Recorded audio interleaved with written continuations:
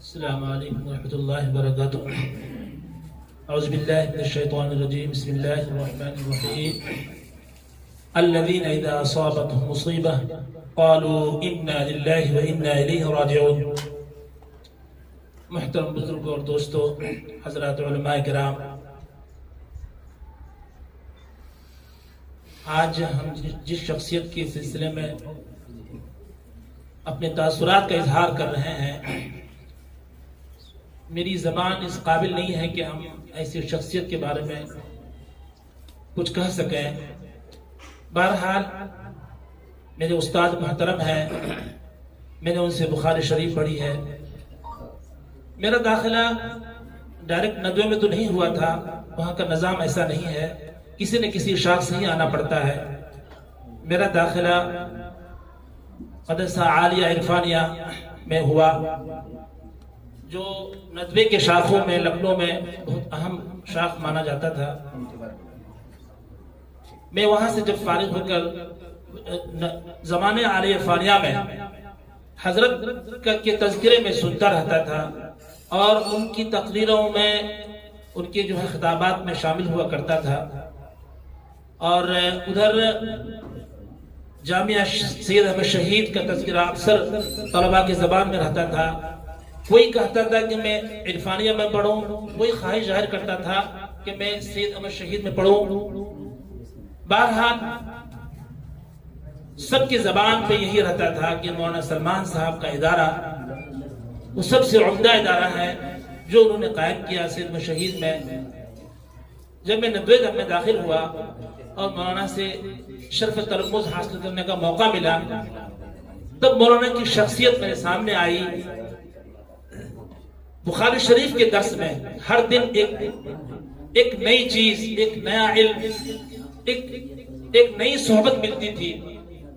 اور بس میں یہ کہوں کہ کلاس میں کوئی درجہ چھوٹ جائے، لیکن مولانا سلمان صاحب کا درجہ کبھی چھوٹتا نہیں تھا، کیونکہ ان کی زبان میں اتنی شستگی اور اتنی لطافت اور اتنی چاشنی ہوتی تھی کہ سنتے رہیے بس۔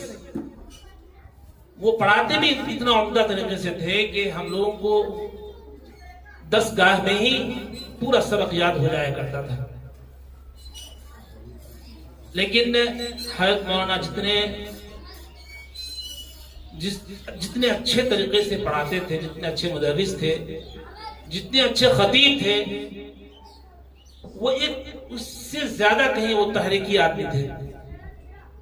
ان کے روئے روئے میں تحریک بھری ہوئی تھی، اور نہ جانے یہ تحریک کہاں سے وہ لے کر کہاں سے انہوں نے حاصل کی تھی، وہ منتقل کر رہے تھے ندوے کے طلباء میں اور اپنے جامعہ سید احمد شہید کے طلباء میں اس تحریک کو منتقل کر رہے تھے، جس کے لیے انہوں نے جمعیت شباب الاسلام کا قیام میں لایا تھا۔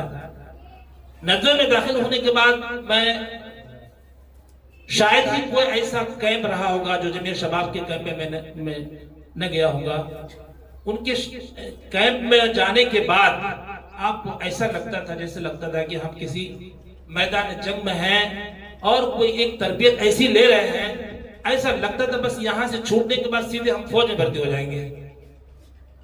اتنے طریقے کے اس میں ایکٹیویٹیز ہوا کرتی تھی کہ اس کو دیکھ کر اس میں ضمانت طالب علم تو زیادہ سوچ سمجھ ہوتی نہیں تھی، کیا کرنا بس دیکھ کر کرتے چلے جانا ہے۔ جیسا کہ مولانا ابصار صاحب نے فرمایا کہ ان کے اس کیمپ میں تیر اندازی کا کیا مطلب ہے، گھوڑ سواری کا کیا مطلب ہے، دوڑ کا کیا مطلب ہے، تیراکی کا کیا مطلب ہے، یہ ہم لوگ جانتے نہیں تھے، بس کرتے جاتے تھے۔ جس طرح سے وہ بچوں کے اندر علمی مذاکرے کرواتے تھے، خطابات کے مقابلے کرواتے تھے، اس سے کہیں زیادہ ان چیزوں پر دھیان دیتے تھے کہ طالب علم اتنا مضبوط ہو کر نکلے، اتنا طاقتور عالم ہو کے نکلے، علم کے اندر اتنی پختگی اس کے اندر ہو، اسی طرح جسمانی قوت ان کے اندر اتنی ہو۔ جسمانی قوت ہونے کا مطلب صرف یہ نہیں کہ کہیں مقابلہ کرنا، لڑائی کرنا ہے، یہ نہیں۔ انسان جب جسم سے مضبوط ہوتا ہے تو ان کی آواز میں اتنی ہی دم ہوتی ہے، اس کے علم میں اتنی ہی پختگی آتی ہے، یہ سب مقاصد ہوا کرتے تھے. آج کے زمانے میں خدا نہ خواستہ جو زمانہ جو سرکار چل رہا ہے، اس سرکار میں تو شاید مشکل تھا. اللہ تعالیٰ ایسے عالم دین ہمارے جو ہے بیچ سے چلے گئے. عقابی روح جب بیدار ہوتی ہے جوانوں میں، نظر آتی ہے ان کو اپنے منزل آسمانوں میں.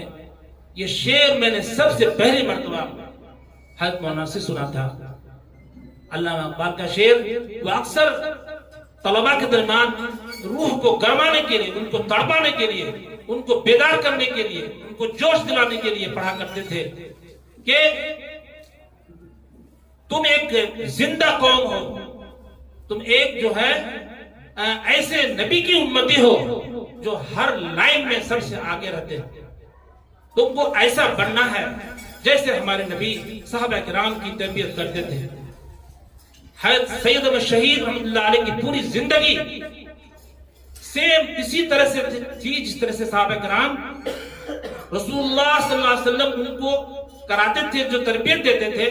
حضرت سید احمد شہید اسی طرح سے انہوں نے اپنی زندگی گزاری، اور وہی طریقے اسی طریقے کے مطابق ہمارے حضرت مولانا سید سلمان حسینی ندوی رحمۃ اللہ علیہ اپنی زندگی کو گزارتے تھے، اور طلباء سے یہی کہتے تھے کہ اس طرح سے زندگی گزارنا ہے. آپ کی ایک ایک چیز جو یاد آتی ہے تو کلیجہ منہ کو آتا ہے کہ آپ ایک ایک بچے کی تربیت اپنے بچوں کی طرح سے کرتے تھے، جیسے اپنی اولاد کی تربیت کرتے ہیں، ان کو سمجھاتے ہیں، ان کو پڑھاتے ہیں، اور ان کے اندر جو ہے ایک ایسی روح پھونکتے ہیں جو پوری دنیا میں غلغلہ پیدا کرے. ایک ایک بچے کو اتنا قیمتی سمجھتے تھے.